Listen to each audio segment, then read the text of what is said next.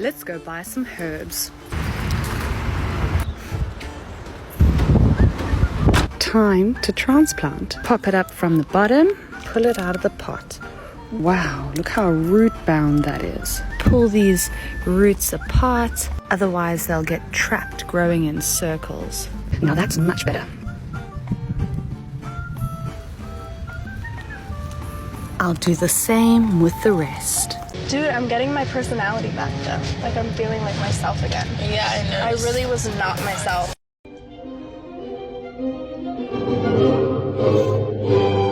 Those plants should not go together in a terrarium.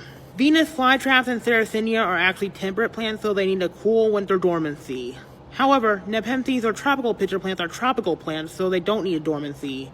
So those aren't really compatible. Sorry. Please move them to different terrariums. This is TikTok, and this here is reality. If you ever feel like you're not perfect, just remember your favorite influencers might be hiding imperfections too. Did you know that a white bird of paradise can get this big indoors? They can actually grow 20 to 30 feet tall outside. Here's my plant haul of things I bought last weekend while I was visiting my sister in Ohio. We'll go ahead and start off with the one I'm probably going to get the most hate for. This is the Philodendron Pink Princess. The reason I think I'll probably get some hate for this one is because I've swore many times on my page I would never get this guy.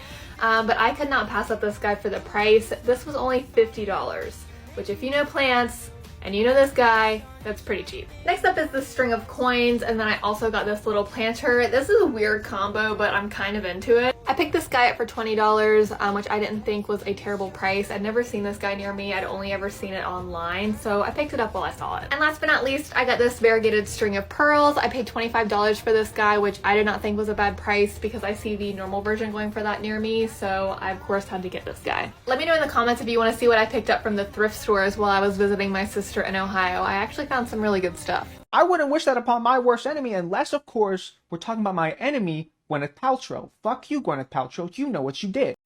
I've just made the coolest terrarium. You think this looks cool? Like the little Fisker's ginseng, Petitotonias, some moss, some stones. Just wait. Whoa, it's even got a light. Oh my god, that's stunning. I love it. Hi, how are you? Hi. I'm good, how are you?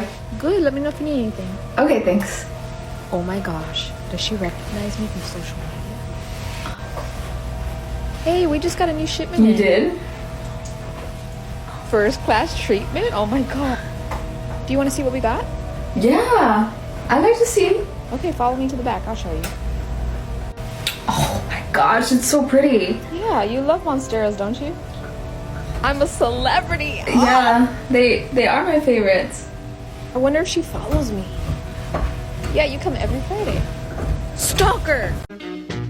If you ever think about me, if I ever cross your mind. This is either going to be incredible or it's going to be awful. But either way, it will be. Hey Planttok, I'm going to tell you the 5 most common mistakes people make when keeping houseplants from someone who owns their own houseplant shop.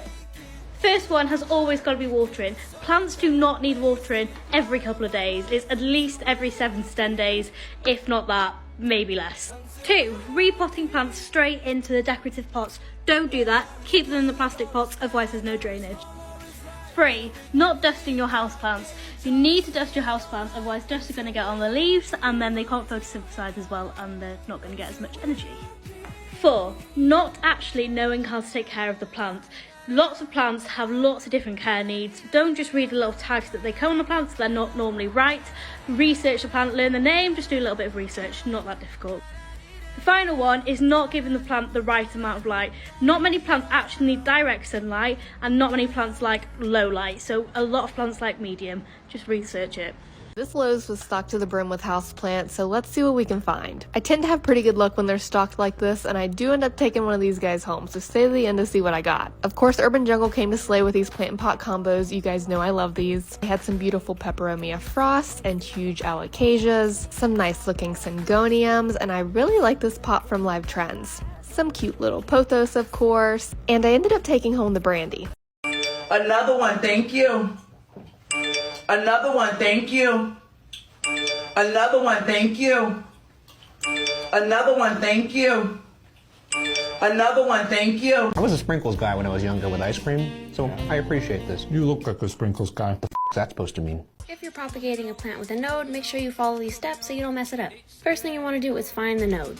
After that, you're going to cut diagonally. Cutting it like this helps your plant absorb water better, but always make sure it has that bumpy part attached to it. If you have a piece that looks like this, it really doesn't matter where you cut, just make sure you keep those nodes attached to them. As long as you have those, you're good. Now the wrong way to do it is to just cut off a leaf like this. If you do it like that, nothing's going to grow back. So once you locate the node, just cut diagonally below it. After that, just put those bad boys into some water and soon you'll see some roots. And that's it. That's how you propagate a plant. What the hell is going on in your eggs?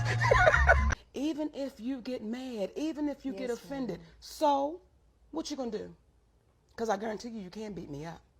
I Yes, give ma'am. you my word. Yes, ma'am. I give you my word, baby. You can't win me in a cussing competition. There comes a point in your life when you're walking through Kroger's or Safeway or Fry's and somebody next to you says, "Oh, look at those orchids." And you're like, "That's the iceberg orchid." That's not even a line. It's not even a lot of orchids. That's just the beginning. When we think of orchids, we usually think of the Phalaenopsis orchid, and that's because it is the most prevalent in the horticultural industry. I did a little bit of math. I crunched the numbers. If we take a look at the numbers right here, we will see that the total number of orchid species is anywhere between 25,000 and 30,000.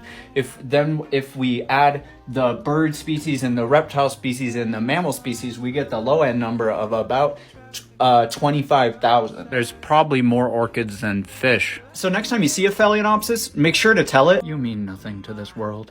This is my series where I teach you how to not unalive your plants. And today I'm going to show you why your plants should never be floppy like that. If you want your plants to grow big and strong without scoliosis, you need to have a support system in place.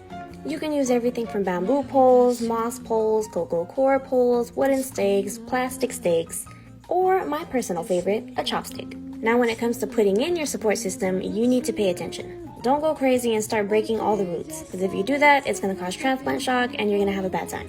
Lightly poke the stick around and feel for the roots. And once you know you're in the clear, just put it deep down into the soil, set up your plant, and tie it up. And there you go. Now your plants won't have scoliosis. You're welcome.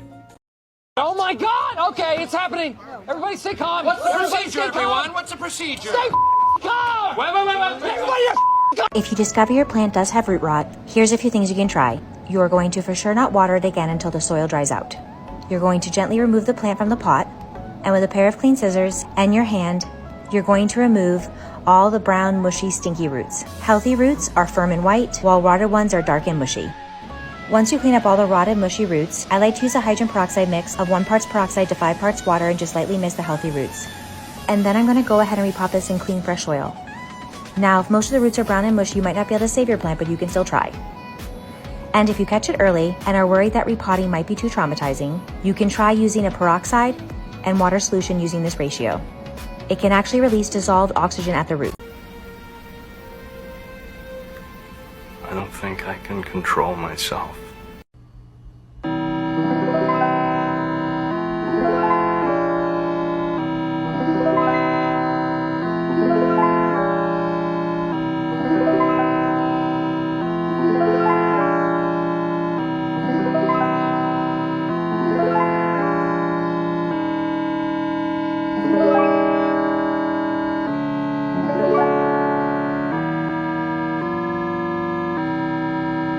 Like that? Yeah, just give them all a good rinse. So we found all these succulents on the ground at our nursery store. Leaves that had fallen off the And products. cactuses. Yeah, and cactus. You know, they're just going to be unattended and die down there. So we helped ourselves and brought them home. Gently set them in our nice, moist, fluff soil. There we go. Oh, we forgot one. Oh, get him in there. We can't forget any of them. We're going to see if we can get him to grow. And that's my daughter's cactus. She's very attached. She thought she lost him, and we couldn't leave till we found him. Yes. I don't know. Spikes? Spikes? That's a perfect name for a cactus. What are you going to name yours? Hello, Spikes. I don't know. I don't. Tuz Tuz and Twos? and Fuzz.